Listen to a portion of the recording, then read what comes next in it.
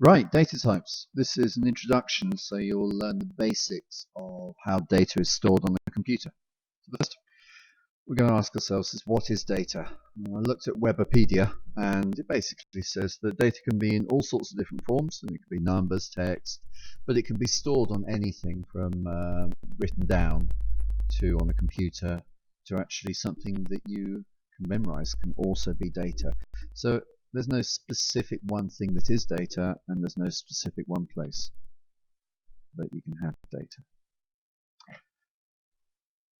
Right, so let's actually have a look at how we deal with data in its electronic form on a computer. Here we've got different types of data. The first bit on the top left there is text, 42. Beside it, we've got a number, also 42. They may mean the same thing, but they are actually different types of data. One is written in text, one is written just in numbers. And underneath, there's an image of Tolstoy.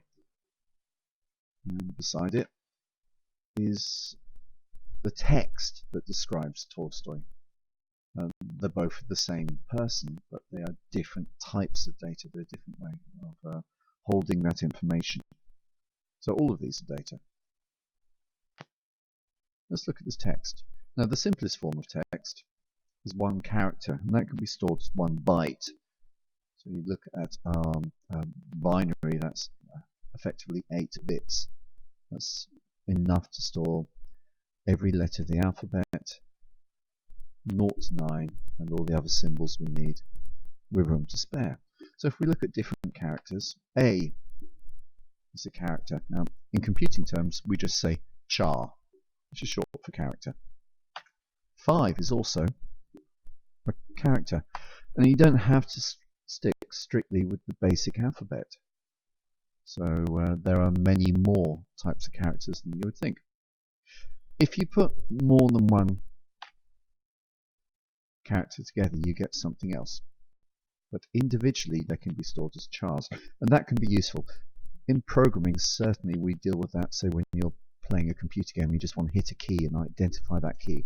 You can identify it to the character you've pressed. Right.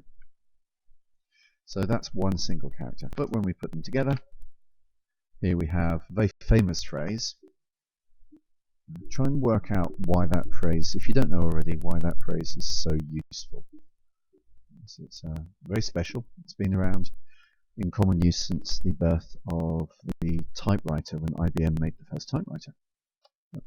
Now this is text. This one includes a number, 7, but it's also text. This one includes some symbols. That's also text. Now we call text a string because basically it's a string of characters. Think like a string of cards all held up, or Christmas lights. Each one of those lights is a character. You put them all together, you get a string of characters. That's text. So in computing terms, we refer to text also as the word string. Then we have numbers. There are whole numbers, for example. 0 is a whole number. 12 is a whole number. Minus 569 is also a whole number. These are numbers that don't have decimal places. They're no fractions. Now, in computing terms, we have a special name for those as well. We call whole numbers integers. You'll need to memorize that. We use it quite a lot. But there's not just integers in computing. There's other kinds of numbers with decimal places. So 12.4. That's definitely as a whole number. Neither is 0.6 or minus 11.17. Right. We call these real numbers because we come across these more in real things. You know, I'm not exactly 6 foot, I'm 6 foot and a bit. So life is more real with decimal places. The problem with real numbers is they're harder to deal with. So if we can use a simple integer, we will. When we can't use a simple integer, then we go to real numbers. Later on, we'll look at the different types of integers and real numbers there are, not in this slide. Okay. There are also numbers that are just approximates. For example, there's approximately 7.125 times 10 to the 9 people alive, or just over 7 billion people. What does times 10 to the 9 mean? Well, if you remember your indices, that basically means 9 zeros. So it's an approximate. There's not exactly 7 billion 125,000,000, trying to work that out. What's that? 125 million people exactly. That's a very, very approximate number, and in some terms we don't care when it gets to very large numbers on the exact final person. 7 billion is good enough, and in the same way you can go small. A bacteria is less than 1 times 10 to the minus 6 millimeters long, or 0.0000001 meters long. Again, that's an approximate. So these are not exact numbers, and computers use this method a lot more than you'd think. We kind of think of computers as always being exact, but actually that's a fallacy. When you get to very large numbers or very small numbers, computers do the same thing that we do. They use an approximate. They have a special name for it, of course, and that is called a floating point number. And there's a whole branch of mathematics which deals with how computers handle floating point numbers. The reason it's a floating point number is, you can think about it, is that 10 to the 9 or 10 to the minus 6 is actually talking about the position of the decimal point, so it can float backwards or forwards. That's kind of why it's called a floating point. Right.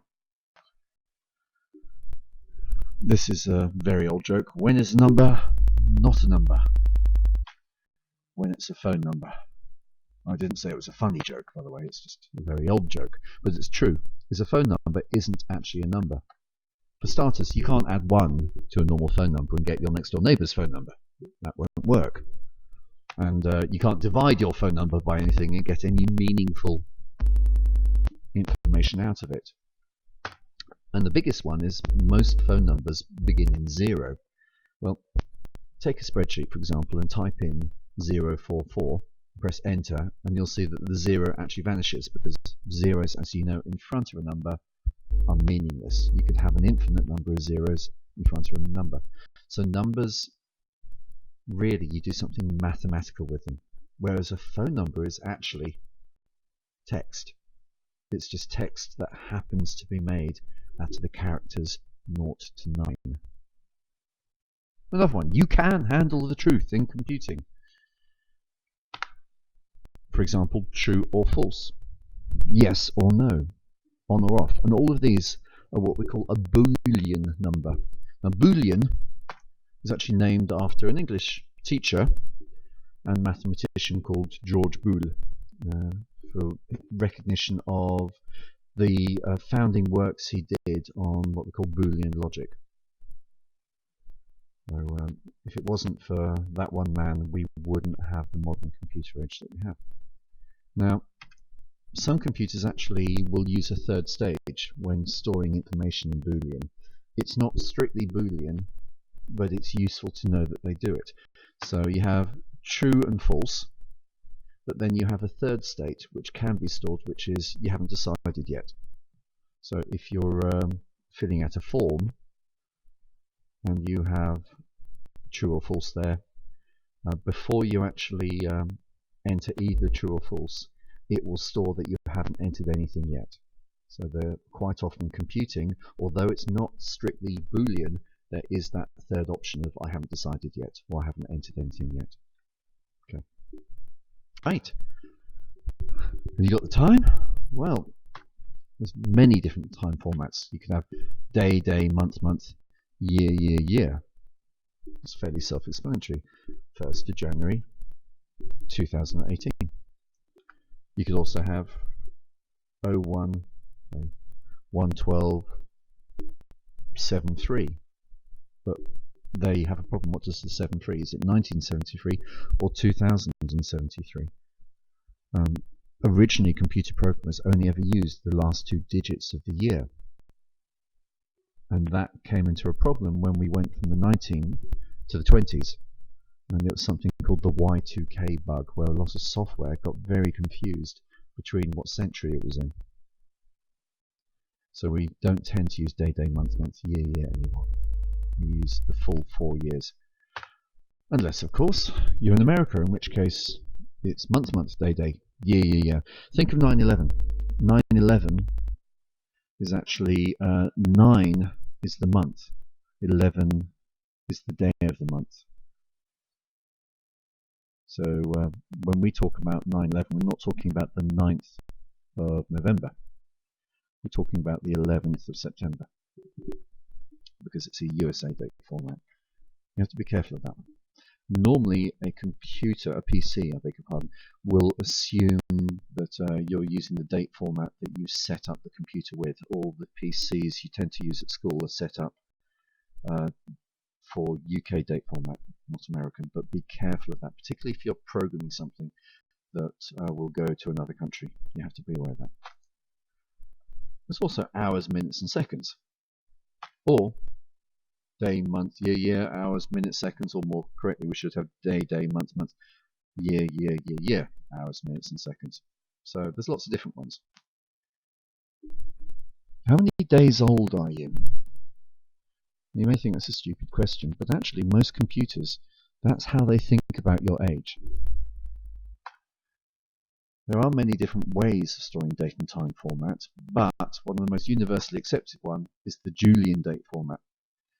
Now what this one does is it counts the number of days since the 1st of January 4713 BC.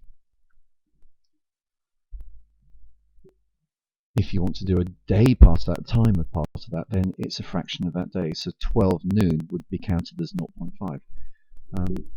Now, the Julian date format basically goes to prehistory. So it's nice that you'd always, you hope, have a positive number. Microsoft have been a bit more practical than that, and their main way of counting is from the 1st of January 1900. And again, if you want to do a time, then it's as a fraction of one day. And they call that the 1900 date system.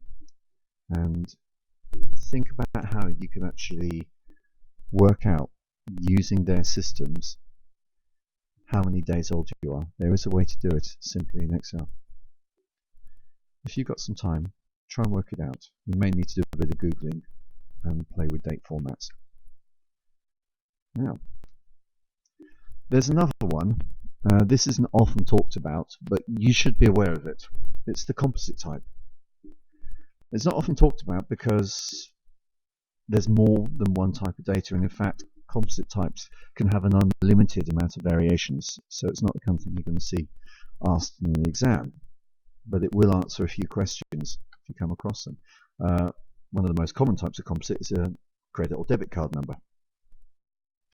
Now, some parts of that credit or debit card can be used in mathematical equations. There is something called a validation check, which we will come across much later. And from there you need to take the numbers together and do a little bit of mathematics, and it will tell you if there was a mistake typing in that credit card or debit card number.